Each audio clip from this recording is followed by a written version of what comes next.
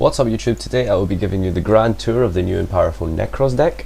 This is the first ritual deck in a very long time to be at a relatively high competitive level, but it's actually one of the hardest decks to play and truly master.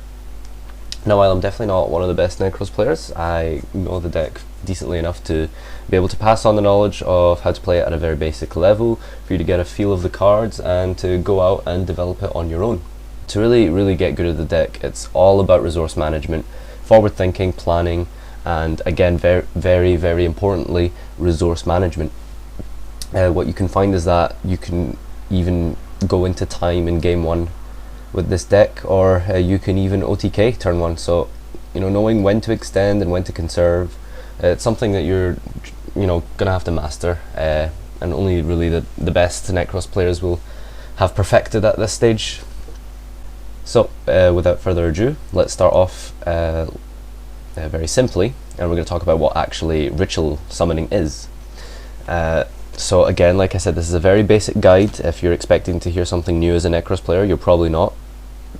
This is for people who are just wanting to learn the deck and start somewhere fresh. So let's mention how to actually ritual summon first of all. For those of you who aren't around for the days of Relinquished, ritual summoning takes 3 cards combination to summon. What you need is the actual ritual monster itself, the blue card, and then you need the ritual spell card, which just acts as a sort of fuel for the ritual, and then you have the ritual tributes for the ritual, and these tributes for the ritual must add up to the level of the ritual monster. So for example, I tribute a level 6 and a level 3 monster to summon Trishula, a level 9 monster. 6 at 3 is 9, you get Trishula with the tributes and the spell card, and the tributes go to the graveyard. So this is just a very basic example of how this ritual summoning works. Now, ritual monsters themselves can only be summoned in this way, so don't forget that, because you cannot call Haunted or Soul Charge a ritual monster after it's left the field. So let's take a look at the effect monsters. But I'm also going to mention Manju and Senju here, because while they're not Necroz monsters, they are pretty much as necessary to the deck as any other Necroz monster. They're very awesome. Now, Manju and Senju both add any ritual monster or spell card from your deck to your hand, so basically you can add any Necroz card. Senju on the hand only lets you add monsters, but there are Necroz monsters that let you search spell cards. So in reality, Manju and Senju pretty much do the same thing for Necroz. So you want to run 3 of each. Definitely at least 3 of each. You could side one out for an extra normal summon in games 2 and 3 for things like Fire and Ice Hand, or Kaiku, or Psyblocker, or whatever level 4s you want to play. But these guys are really amazing, and you got to play them. So Dance Princess is the first effect Necroz monster that we're actually going to look at. And she's really cool because she has the effect that when she's on the field, your opponent can't respond to your ritual summons. So when you go to activate the ritual spell card, your opponent can't Solemn Warning, and they also can't activate other things like Naturia Beast, which actually hurts the deck surprisingly.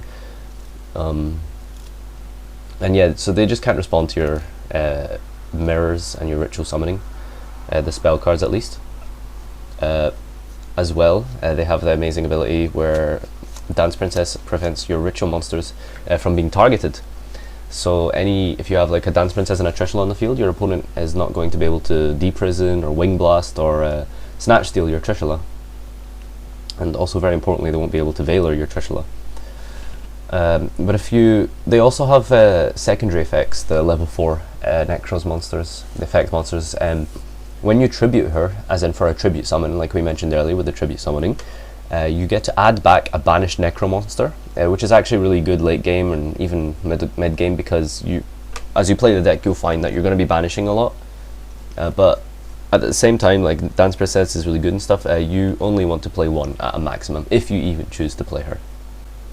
And the next effect monster is Archmage, Sorcerer of the Necroz. Actually, I think it's Great Sorcerer of the Necroz.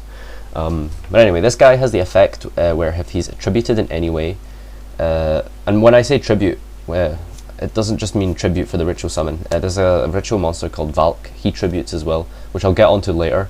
But anyway, if they're tributed in any way, you can add a spellcaster from your deck to your hand. So that would 9 times out of 10 be a Valk or a Unicore, and I'll explain what these guys do later because they're both very amazing cards. But more often than not, you're going to be sending Shurit to the graveyard with his banish effect, because when he's banished, what you can do is you can send a Necroz monster from your deck to your graveyard, and that's usually going to be Shurit, and I'll explain why Shurit in just a moment. But this guy is the same case with a Dance Princess. You probably want to play one or the other. You don't want to play both. You just sort of choose which one you want to play. And again, you only play one at max. There's also the very rare instance where you need to search one of these guys out to make like a rank 4 play. But what you will probably find yourself doing as well is searching these guys out to normal summon, and then attacking over your opponent's monster with Decisive armor, because they have a Vanity's Emptiness on the field, which the deck gets pretty hurt by. So normal summoning these guys and attacking over with the Decisive armor, which I'll explain again later, is something you're going to find that you'll be having to do against Vanity's Emptiness, and I'll go over Decisive armor later. For the next one, speaking of Shurit, as we've been mentioning a lot so far, he's actually probably the best effect monster. Now, remember what we said earlier about ritual summoning and how you need to tribute levels equal to the level of the ritual summon?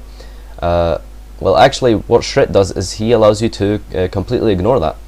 So Shurit is like level 3, I believe, and what you can do is you can tribute 1 Shurit, and you can summon any monster you want. So you can ritual summon a level 10 Decisive armor, level 9 Trishula, level 7 Gungnir, basically any ritual monster of Necroz that you want.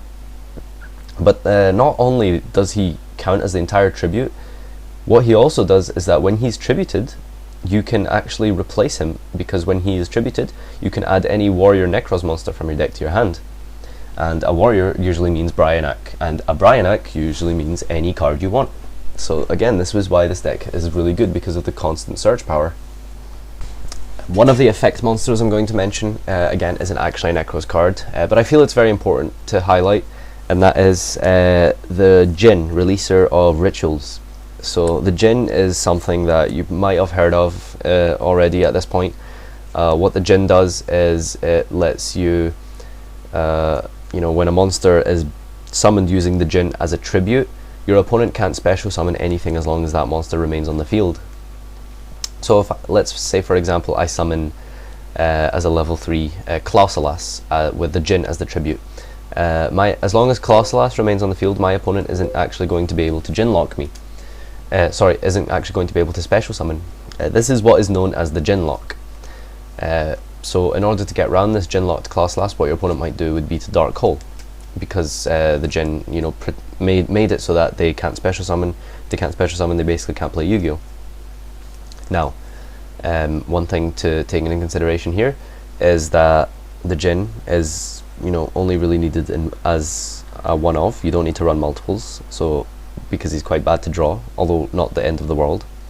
Another thing to consider is that Djinn is able to be banished from your graveyard with Necroz Mirror, because the Djinn actually lets you replace the tribute that you would require by banishing it from the graveyard instead of a Necroz monster.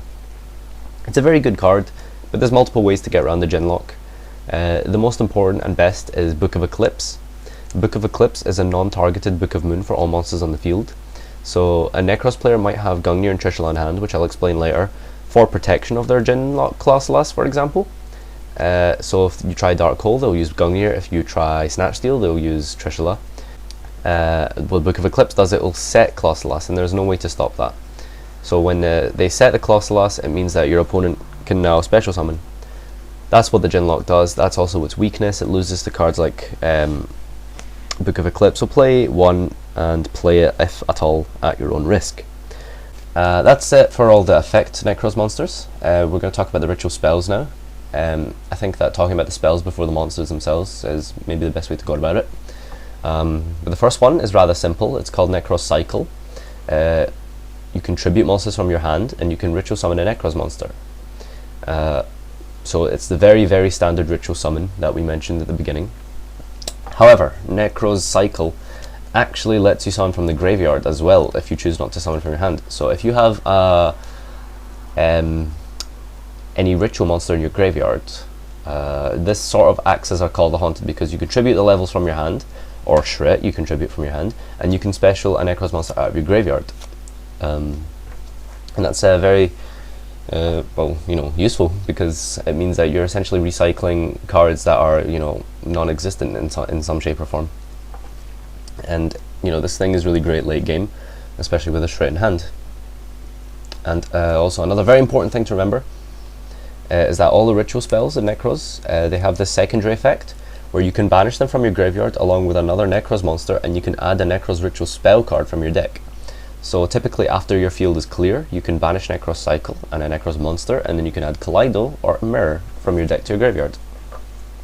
No, just remember, all the ritual spells have this secondary effect, and it's really good late game. It's good for thinning your deck, so make sure you always use this effect at every possible opportunity. And again, this applies to all mirrors, so in one turn you could potentially add 3 cards from your deck to your hand with a clear field. So that's actually pretty crazy to go +3 after, like, you know, having your field wiped. So for the next ritual spell we have a Kaleidoscope. So as we said, just very basically on the, you know, on the most basic level, all the mirrors, all the Necroz ritual spells, they can be used to tribute any number of monsters from your hand to summon a Necroz monster from your hand. They can all do this on the very basic level, but they also have special forms of summoning. So the special form of summoning for Necroz Cycle, as you said, is it special from the graveyard. Kaleidoscope, what you're going to be doing with this is using it in the way it was intended to be used, and that is that what Kaleidoscope does is it sends 1 card from your extra deck, and you can ritual summon a Necroz monster from your hand, or any number of Necroz monsters from your hand. So what you can do is you can send Quasar from your extra deck, a level 12 synchro, and then you can ritual summon Necroz Valk and Unicore at the same time, because their levels 4 at 9 is no, not 4 at 9, 4 at 8 is 12, and that equals Quasar, so you send the equivalent level from your extra deck. And there's multiple combinations in this regard. You find that you're going to be sending Star Eater from your extra deck, and you can summon Gungnir and Unicore in this way. Another combination would be Trishula and Clausolas. And there's also multiple different combinations depending on what levels you have in your extra deck that you can, you can summon. So Kaleidoscope uses the extra deck for your tribute folder, which essentially means that you don't actually need to have the tribute folder in your hand.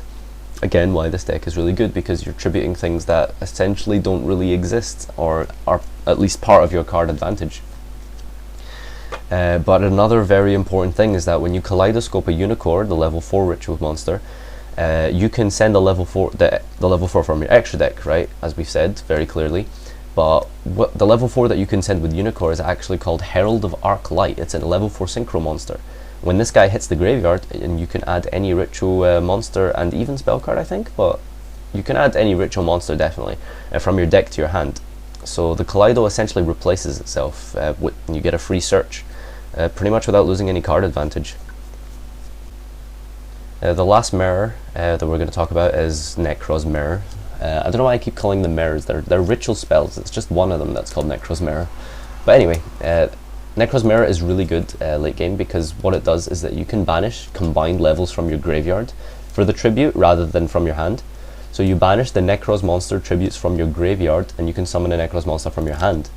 A very typical play would be you activate Exomirror and you can banish Shurit, and you can summon Trishula from your hand. Again, Shurit counts as all the tributes even in the graveyard. Or you can banish Brionac and Clausolas, that's level 6 and level 3, and to summon Trishula, level 9 from your hand, just by banishing them from the graveyard. So again, you're doing almost ritual summons for free, just because of these cards. This is why, again, this deck is so good, because you're using things that don't necessarily exist or are part of your card advantage, and yet they're giving you ways to bring out massive guys and destroy your opponent with a Trishula. What you can also do is you can banish the Djinn monster, and that lets you, have a monster that acts as a Vanity's Emptiness on legs, because the Djinn's effect is that it can be replaced by the tributes required, because Exomirror says that you can only banish Necroz monsters from your graveyard. However, the Djinn lets you essentially count it as a Necroz monster. Typically what you want to do is you want to play a ratio of 2 and 2 and 2, but other ratios do work, like 3, 2 and 1. That's 3 Kaleido or Exo, and then 2 Kaleido or Exo again, and then 1 cycle. Personally, I like 3, 2, 1. I don't like multiple cycles because it's just very bad to open in multiples, and it's very easily searched, and a lot of the time you might find that you only really need 1, but you know, it's almost, you know, pretty much negligible. You can decide what you like and what you find to be most optimal. So that about wraps it up for the spells. What we're going to do now is go through all the ritual monsters finally, and this is the good bit, the most exciting part, so pay attention. Anyway, the Necroz monsters, like we said, they cannot be summoned without their ritual spells, just to remind you, but they also have useful effects even if you can't summon them. You see, each Necroz ritual monster has 2 effects, and you need to remember it in this way is the most simplest. They have a discard effect and an effect on the field. So the higher level guys act as hand traps, whereas the smaller level guys, 6 and lower, typically search the deck or the graveyard or do some form of recovery in some shape or form.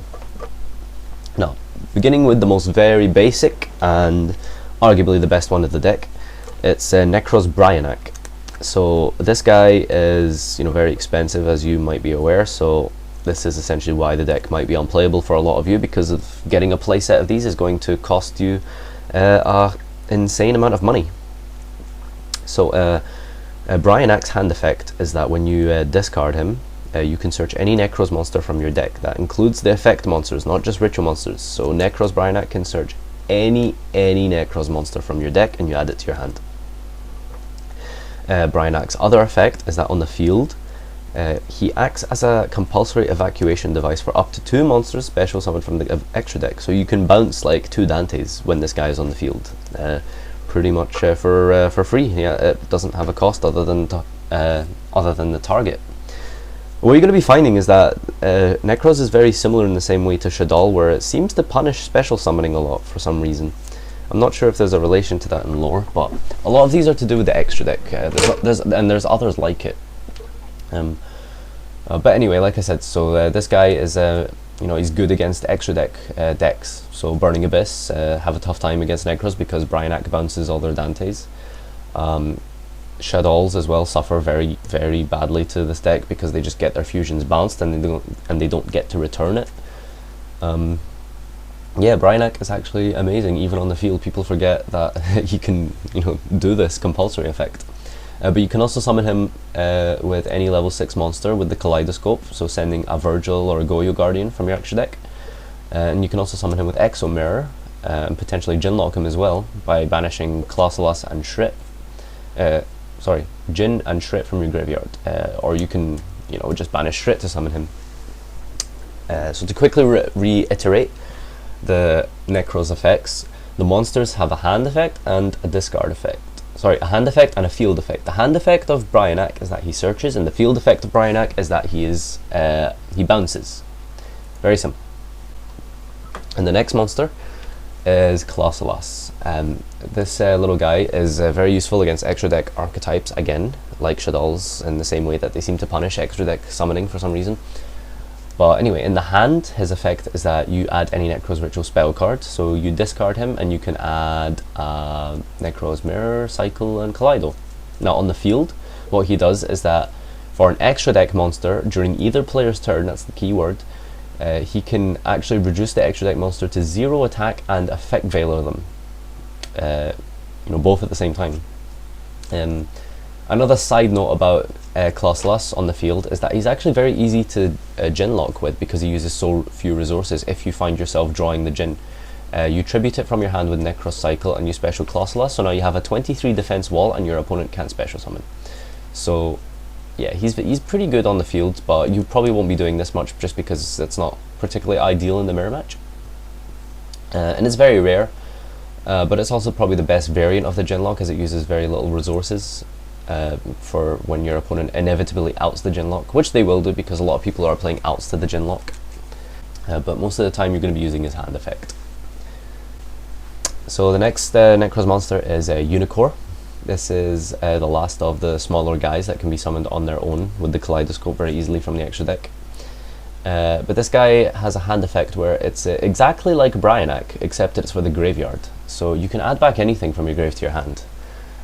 So you could add back a Gungnir that you've used to protect yourself, or another Trishula to trish your opponent again, or add another Brionac to search your deck for something else that isn't in your graveyard. But that's actually not why Unicore is super good. Why I like Unicore is because of the fact it's very easy to summon, and on top of that, he is a skill drain for extra deck monsters, again like Shadol's punishing extra deck summoning. Essentially what he says is that when he's face up on the field, all extra deck monsters are negated. Xe, Synchro, Fusion, etc, etc, all negated. And he's pretty big and very, very easy to bring out. Arguably most important of all is that he lets you do rank 4s, because he's level 4, so you special him very easily, and then you can normal summon one of your 6 Manduras of Senjus, and you can make a rank 4 play. Now, as we said, the hand effect, add from graveyard, the field effect, skill drain for extra deck monsters. Moreover, you want to run 3 Unicores. I don't think I mentioned the ratios of Clausolas, but for Clausolas you want to run 2 maximum. For Unicore, run 3, definitely 3. The next Necroz monster, coming onto the bigger guys here, we have Gungnir. This is where the hand effects act more like hand traps rather than actual activations like Brionac and Unicore. So Gungnir's hand trap effect is that she will protect any Necroz monster on the field that you control from being destroyed by a destruction effect. So you can protect your Djinn from Dark Hole, you can protect your Trishula from Mirror Force, etc, etc. So the other effect is Gungnir's field effect. What she does is you can discard a Necroz card, I think it might be Necroz monster, I'm not sure, but you can discard a Necroz card in some shape or form during either player's turn. And you can pop any card in the field, so you can pop your opponent's Cliffort Scouts, you can pop back row in the end phase, just cool things like that. But you find that you won't really be summoning her most often. You'll be using her for the protection effect in the hand, and very rarely you will summon her for the dodging Valk, which is very important in the mirror match, but I don't think I'm going to go over that in this video, just because it's sort of more advanced stuff that you'll pick up on later on. But anyway, the best way to run this is at 1. You don't really want multiples, you don't want to draw, but the problem is that you run a lot of big boss monsters in this deck, and you don't want to draw multiples of them because you won't have any ways to summon them. So 1 is absolutely fine. If you even want to play 1, it's not necessary, but it's good. It's worth it at 1, I would say. The next monster we have is Valkyrus. So Valkyrus, when you first read him and don't know the deck, he actually doesn't seem very good at all when you first think about it. But upon testing and playing, what you'll find is that Valkyrus is actually very, very important, and probably the best card of the deck for the mirror match, and which you're going to be playing a lot of if you do pick up this deck, because everyone is playing this deck who, you know, wants to do well. But anyway, his hand trap effect is that he acts as a swift scarecrow. But on top of that, just again as a side note, it means that people can't play through Max E against Necroz. If Necroz play Max E, your opponent absolutely 100% needs to stop. They can't go for game against you under Max E if they keep special summoning, because there is definitely a chance that you're going to draw into Valk. I will go into a little bit more details of the mirror match here, just because it is very important.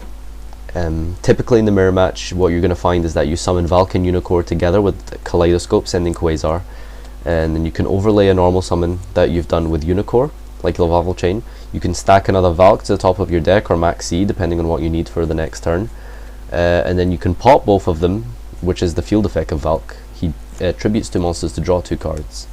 And then you can use the mirror in your graveyard. Remember the mirror effect we mentioned, where you banish a mirror and a Necroz monster, and you can add another Necroz ritual spell card from your deck. Now again, this is very, very like intense and a lot to take in if this is the first time you've ever seen the deck, but it'll all make sense after playing, and you know, it's extremely important in the mirror match, and I just want to help you win the mirror match essentially, because that's what you're going to be doing most of. You need to use it in the mirror match to clear your field, because his field effect, again just to make it very clear, is that he tributes 2 cards, or 2 monsters rather, from your hand or on the field, usually himself and the Lavavel Chain or whatever, and you draw 2 cards. So he's very good for the the mirror match because of this, and he's also very big. He's 2900. It's very difficult to beat around for non-meta decks, and like I said, his hand trap is a Swift Scarecrow. Now for the ratios, what you want to do is you want to run at least 2 Valk, maybe even 3. The next big ritual monster is Necroz of Decisive Armor. Decisive Armor is a very good one-off. He's great against Rogue. He's absolutely ginormous at 3300 attack, and he's really very easy to summon, just because of the fact you can use your tributes from your graveyard, or you can use Shurit as the whole summon, even though he's level 10.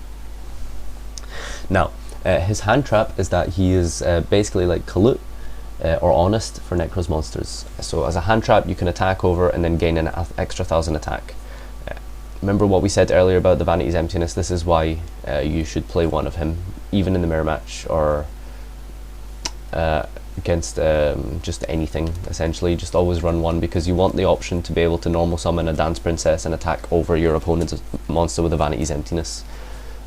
But also on top of that, his field effect is that he can actually pop cards on the field, like a Mirror Force or something, so you can banish your opponent's set cards. I believe it's only spell and traps.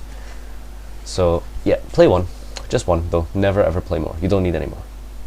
Last but not least, we have the big scary boss monster, the main man himself, the one everybody's talking about. It's Necroz of Trishula. So anyone who doesn't play Necroz hates Trishula, just because of you have this small paradox where, if they summon Trishula, they're going to banish my hand, so I'm going to set my hand, but at the same time, if I set my hand, they could potentially exit on me, because the deck makes rank 4s very easily. So it's quite hard to play around Trishula, but everyone is going to be playing around Trishula when you pick up this deck. So anyway, let me actually explain what Trishula is before get too ahead of ourselves for anyone that's been living under a rock. His hand trap effect is not too well known, but because he's more famous for the field effect. Anyway, his hand trap is that what he does is he prevents Necroz monsters from being targeted. So you can discard them from your hand, and you can protect your guys from things like Book of Moon, Honor Arc, and stuff like that. His field effect, however, is that when he's summoned, you can banish 1 card in your opponent's hand, field, and graveyard. Why this is even more crazy than that sounds is because it doesn't target. What you can do is you can actually choose the cards you want to banish on resolution, so they have to chain their effects and use their bottomless, etc, on summon. They need to respond before Trishula resolves, and then you choose what you want to banish. So if your opponent plays things like Bottomless Trap Hole, you just choose to banish a different set card with Trishula instead. And it's also important to remember that those slots, the hand, graveyard, and field, they must be filled on resolution of Trishula. A good trick people will do is, if they have 1 card in hand, like a Maxi, they will discard it on the summon of Trishula for cost. Now Trishula has no available targets to banish from the hand, and he's going to resolve with that effect. So it's very important to remember that when you first play this deck. It's quite easy to become linear in your thinking of Trishula. A lot of people will just Trishula as much as they can, all the time, every time, forever, as much as they can, because they think that's all the deck can do. Necroz is actually a very powerful deck even without Trishula. Don't forget that. However, you will want to play at least 1. Probably 1. It's a good ratio. Just 1 Trishula is fine, because you can add him back with Unicore, you can search him whenever you want, and drawing multiples is quite terrible. So this is my deck. I made this deck pretty much on the release day of Necroz, so there's a lot of improvements that can be made after going to a regional, after testing for so long, after seeing it in action, and after getting some inspiration from the tops and winners of YCS Tacoma. So this is quite old, so use this sparingly as you would any other deck profile. Please build on it on your own and test out for yourself what you like and what you don't like. But anyway, I played 2 Maxis in the main because I just feel it's very good in the mirror match. It's amazing against Burning Abyss, not good against Cliff Fort, which unfortunately I came up against more often than I wanted to for having Maxi. but I wouldn't blame you for not running this, and I wouldn't blame you for playing 3 of it. Just how it is. It's a decent card. For Necroz monster, play 3 Brionac. Standard, play 3 Valkyrus. I feel that 3 isn't very good anymore. I think 2 is really all you need. I also lost the game because I opened multiples, and you do have a lot of boss monsters, 7, and you don't want to open multiple boss monsters. Sometimes you do, but in the rare instance you can OTK. But I feel that 3 Valk is only good if you're playing 40 cards and over, because a lot of people are playing over 40 cards, and that's understandable because the deck does so much searching. So I'm probably going to cut this down to 2 for the 3rd maxi perhaps. Play 3 Unicore as well, standard, wouldn't play any less. 2 Clausolas, you can play 1, but I personally quite like 2. I'm going to try 1 for a while, just because of the mirror effects in the graveyard. You can keep searching them, so it means you don't actually need Clausolas too much after you've initially got the first mirror. You sort of just keep repeating to research itself. The only time Clausolas would be good, I would say, is if you need to get a second mirror to potentially OTK that turn. But yeah, 1 Clausolas is pretty cool, I think. I played 2 Trish. I found that in testing Trish was good. I decided that I want to cut it to 1, so I'm probably just going to play 1. I'd say that 1 is like pretty much all you need, but you know, 2 is playable. Gungnir, 1, just 1. Decisive, just 1. Very good. You need it to attack over with Archmage for the... I keep calling him Archmage, it's his OCG name. You attack over with this guy and Decisive because of Vanity's Emptiness. I played 3 Shurit because, well, essentially is a free summon for any of your big guys, and you know, I do play a lot of big guys like Valk and 2 Trish, so 3's good. He replaces himself to add back a Brionac or a Trishula, etc. Quite like it. The level 4s I played the 1 Archmage. If I was going to a bigger event with more rogue around and stuff, I'd probably play Dance Princess. But I feel that Sorcerer is better in the mirror match. For the normal summons, 6 Manju and Senju. The mirrors I played 3-2-1. 2-2-2 seems to be the standard, but I quite like 3-2-1. But I think I'm going to try 3 mirror and 2 Kaleido. Because in the mirror match you find that you actually start summoning with the mirror more than the Kaleidoscope at a certain point, because eventually you can't keep summoning your Valk from your hand. You need to keep it in your hand for the mirror match. I don't know, it's up to yourself. Test it, see what you like. I played 3 Prep because why would you not play 3 more copies of Brionac and Clausolas essentially in 1 card. I played 2 MSTs in the main because you want to have a decent game 1 against Vanity's Emptiness, which everyone is going to be main decking now. Potentially even mirror matches you might find Vanity's Emptiness. And I played 2 Book of Eclipse for the Djinn. It's very important to out the Djinn. You don't want to lose unnecessarily because you didn't have an answer game 1. I remember in game 1 this guy at regionals, he made a Genlock and I max-seed him. He gave me like 4 cards thinking it wouldn't matter because I wouldn't be able to play. And I drew into Book of Eclipse and I, you know, had like 10 cards at the start of my turn, so it's good to have in the main deck just for the silly Genlock they might do on your first turn. For the side deck I played the last copy of Maxi. I played 3 Kaiku as well. I don't know why Kaiku isn't being mentioned or played more. I feel that this is how you win the mirror match, because it means that when he's on the field, for those of you that don't know, you can't your opponent can't banish cards from the player's graveyard when he's up. So you summon this guy and you go for game because they can't Valk you.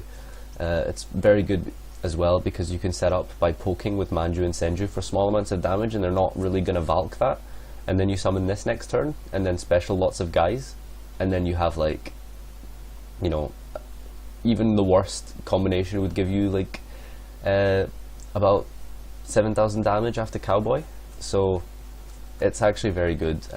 On top of that, you banish monsters from their graveyard, so you get rid of their Valk targets, you get rid of Exo targets and stuff like that, so it's very good.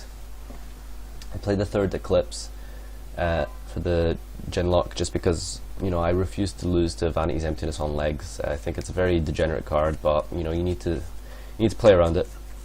3 MSTs, sorry, 3rd MST and 3 Twisters for Cliffort and general rogue floodgate decks, 4 hands as well for rogue and floodgates, and 2 Veiler. 2 Veiler is good in the mirror match. It's also decent against Burning Abyss as well. For the extra deck, I played 2 level 4s, the Necroz, Herald of Arclight for the Unicore. Very, very important. It gets you a free search. Goyo Guardian as level 6. If I could afford it, I'd play Virgil, because it means that people will think that you're playing Burning Abyss when you first start your match if you sit down and put your extra deck on the table, if you leave it face up. For the level 10, you've got Leo. This is Shooting Star, but I would play Leo because it's actually quite relevant, but sometimes, like against Burning Abyss or Cliffort, not Cliffort, would you play against Cliffort? Is Leo good against Cliffort?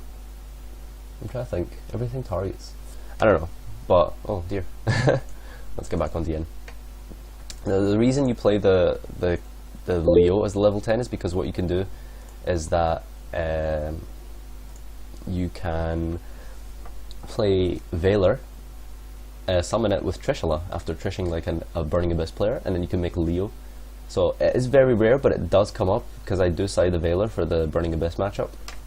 Oh yeah, not Cliffort, because you wouldn't put in Cliffort, Veiler against Cliffort, that makes sense.